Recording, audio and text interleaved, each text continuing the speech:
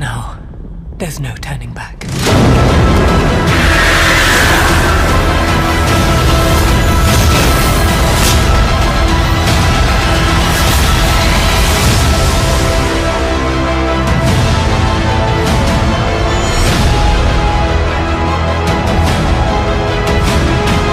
Thank you so much for having me. We're a publication focused on inclusivity and diversity, so we're really excited to cover Wheel of Time. There's so many characters of color, which is not something you see in fantasy often.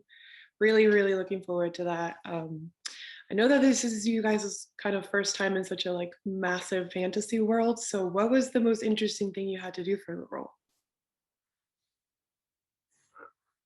What's the most interesting thing? So many things. So many things. I think you're learning so many skills, really. I think like all the combat training, sword fighting, or horse riding, and all those skills that you have to learn. That's quite specific to this kind of genre. I think that for me was really amazing. Yeah, I agree.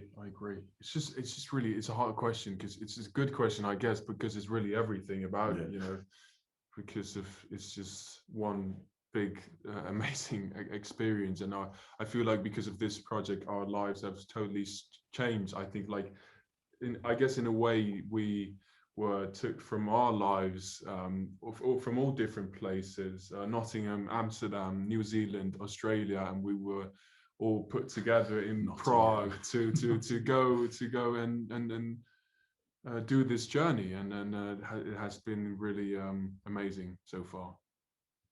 Awesome, thank you guys. Thank you so much. Veronica, can we go to you next, please? Hi, I'm Veronica Bruno with Culture S. I love this series. I think it's really beautiful. What can you tell me about working together? What were, some fun moments, challenging moments, perhaps?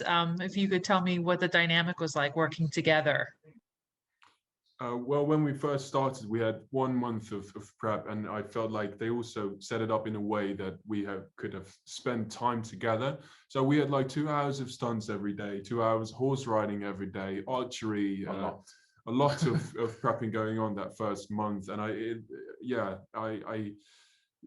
guess there was chemistry, and we did bond it just naturally. And it has been 2 years now working together, and we've only grown closer together, I think. Yeah. Thank you. Michael, can we go to you next? That's really. Hi guys. I'm going to ask the inevitable question. This show is just getting so many comparisons to Game of Thrones. Can you guys think of anything Game of Thrones fans will like, or anything they might dislike from Wheel of Time? I think in terms of similarities, that there's the world is very, very expansive, maybe even more so in terms of like in Robert Jordan's books. There's so many different cultures and so many different kind of landscapes and cities and towns that the characters go to. But I think what's kind of different is this kind of element of the power balance between the genders, and within the magic system, women being the only ones who are allowed access to it. So I think that's something that's quite refreshing within our series. Yeah. Jamie? Hi, thanks. With so much content and so many books, how far ahead are you looking as you're portraying these characters, or are you really focusing on, moment by moment in the script? I guess it's trying to find the balance between, because even if it's even if you're far ahead in the books, I guess you just can always use bits and pieces that you find. You just use it as inspiration, and although it might be a little bit further plot wise, I think you can still use it. It's just a matter of finding that balance and make sure that it works for you. Don't let it confuse you in any way. Great, thanks. So Ali from Universe Network. Hi guys, good morning or whatever. I wanted to ask you, as a show that was shot during, it's been over, it's 2 years now. You guys have dealt with COVID. It was a long shoot. How was it coping with the delays and then just the shoot schedule of something like this? Yeah, I think initially it was quite a long shoot anyway. It was about 10 months, so it was quite a big Wow. commitment. But then with COVID, like you said, it went up to 2 years with two big breaks in the middle. So I think it's quite hard when you want to carry that momentum through. You're doing a scene and then you might have to pick it up 6 months later or something like that. But I think, like obviously with the pandemic, regardless of our industry, just globally, it was something that affected everyone. And I think, the show kind of had to deal with it, at the time, and it had to find ways to work around it. And how do you get international cast all back together, and how do you test everyone in a huge crew and a huge production? So I think going through something like that on a first season definitely made us stronger, and I definitely kind of built that bond together. And we were checking in on Zooms all together all around the world, checking, like Rosman was like still winning like Golden Globes and stuff in the break, so that was good for it. But no, it was wicked, man. And definitely it brought us together for sure. Awesome. Thank you. Thank you, man. And Michelle Harvey, can we hear from you, please?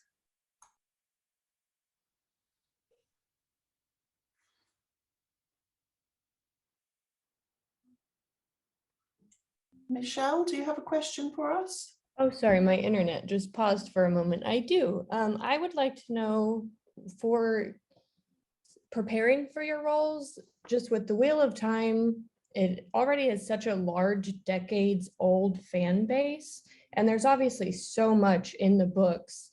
What was the most challenging thing about knowing that this fan base is already here and just ready for this show in preparation for your roles?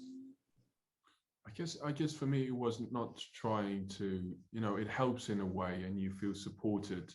But, if you feel too much pressure, then it might intimidate you and kill creativity. So for me, it was a matter of trying to stay away from that pressure and just really trying to, find the essence of what Rand is for me. Yeah, for sure. Yeah, likewise, really. I think you, Yosha, hit the nail on the head. I think kind of understanding that there's a really passionate fan base there, and that's exciting that it already exists, but also, trusting your instincts that you got chosen for this part for a reason, and to just, carry on with that. Thank you so much. In adaptations, especially books, there's a lot of inner dialogue, like internal monologue, that gets lost in the way. So is there anything you had to do to kind of find that balance between, staying true to your character, like flaws and everything, but also not having them come across as completely unlikable or unrecognizable to the fans?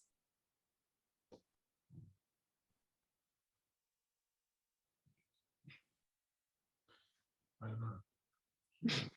I think the description in the books is, it's quite amazing. You have these kind of point of view chapters of each character. I know for Perrin especially, he's got a lot of it is that inner monologue. A lot of it is kind of what's going on in his head. So I think, talking to Rafe, how we translate that onto, into the show, we've added different relationships for him and things like that kind of help tell that story. But I think, you can still be very subtle with just, looks and body languages and things like that. So I think for a character like Perrin, where a lot of it is quite introspective, and where Robert Jordan might write for 2 chapters about what's going on in his head, if you're very clever about, just how he looks at things, or when he says something or when he doesn't say something, you can kind of translate it into screen in a quite a cool, innovative way.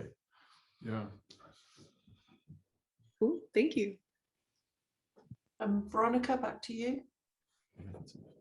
So this is a very highly anticipated series. There's also going to be The Witcher coming out just afterwards. So do you have, and it's been a long time bringing this series to the screen. Do you have friends who are trying to, find out some plot points? Like, do you have some way to keep some of the plot points and so forth secret during the time that it starts airing?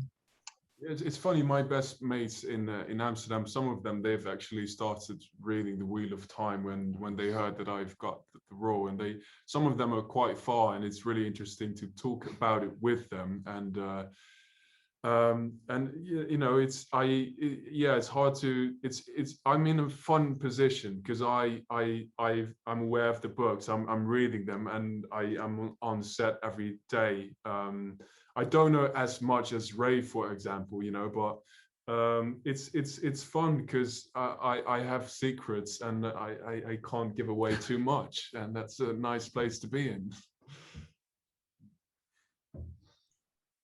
So back to Michael from Pop Culture. I hope this doesn't count as a spoiler for people who haven't read the books, but Marcus, are you a dog person?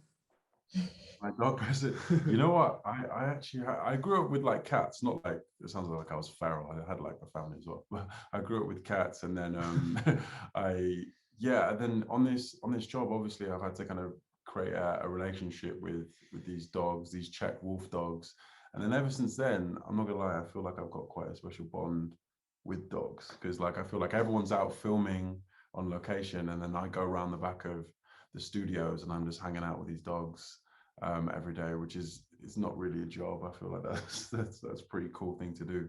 But yeah, it's been really handy that I've had actual kind of these Czech wolf dogs to act with. I'm sure they could have done some kind of CGI thing, but it's really cool that yeah, you've got the real thing there to act with.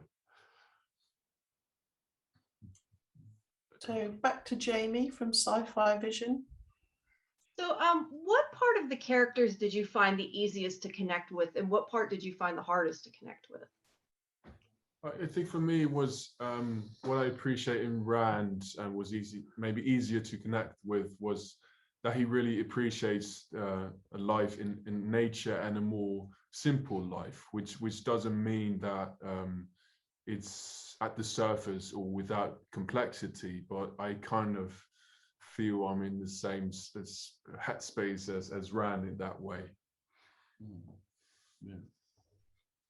I think there's I think there's a thoughtfulness and a quite a considered approach that Perrin has to how he goes about things. I think he takes his time and kind of thinks things through, which I think is quite a cool quality to have as a young person. Thanks. So back to Universe Network, Ali. Hey guys, you know, with such a long shoot, and I'm sure there's some tension, but you know, seeing you guys just in a short time in this interview, you guys have some great chemistry. Was there any pranksters on set, and who broke the tension, or which one was it? I think, you know, I think Marcus and Rafe as well. I feel like Rafe is probably the person that enjoys pranks the most, but they actually pranked me. We were wrapped with oh man, we were wrapped with shooting, and I shaved my head. All the red hair was gone, and then we had this dinner to say goodbye to everyone. And I arrived there and I got this email, and then Rafe came up to me and he said, you have to shoot tomorrow because we need some more coverage of the scene you did today. So I was like, okay. But he said, the makeup team, the costume team, everyone has left. So you have to do your own, you have to put on a wig as well, and you have to learn it tonight. And I just said, all right. And I said, just give me a minute. And I walked away. You just want it off into this room? I just walked away and I said, all right, we'll do it tonight. And then I called my agent and asked him if he could change my flights, because we knew it had gone too far. I was flying out, and then everyone came into the room and said, what are you doing? Well, I'm calling my agent to say that I can't fly out tomorrow. And then they said, it's a prank. It's a prank. I was, well, you know, they thought I was going to be very angry, but you know, I did not. Yeah, so there was a bit where we were like, he's gone in that room for quite a while and he's talking like quite a serious Dutch conversation. We were like, I think we need to like intervene now before he starts learning how to do his room. Yeah. Thank you. No worries. It was a long one. So the last question is going to be from Michelle. I know that Rafe had spent a lot of time scoping out for on like location filming, and you can definitely see that in the series. There's a lot of gorgeous shots. Where were you most excited to get to film on location for? I think Slovenia was quite quite breathtaking. We had a few bits in the first block where, you know, we're on horseback and we're kind of constantly on the move, but there was a few particular days where you have the mountains and you know, the clouds above them, and then this beautiful turquoise water, and you're kind of riding your horses through it. That for me was one where I was just like, this is insane. Yes. This is, we're here. And that's how it is on, I feel like, on this show. When we sometimes are allowed to go to another country, if you are on this set, you know that you will see the most beautiful places around. So you better, you know, go in the Wheel of Time tour than some tourist tour, you know. For real. Thank you. Thank you.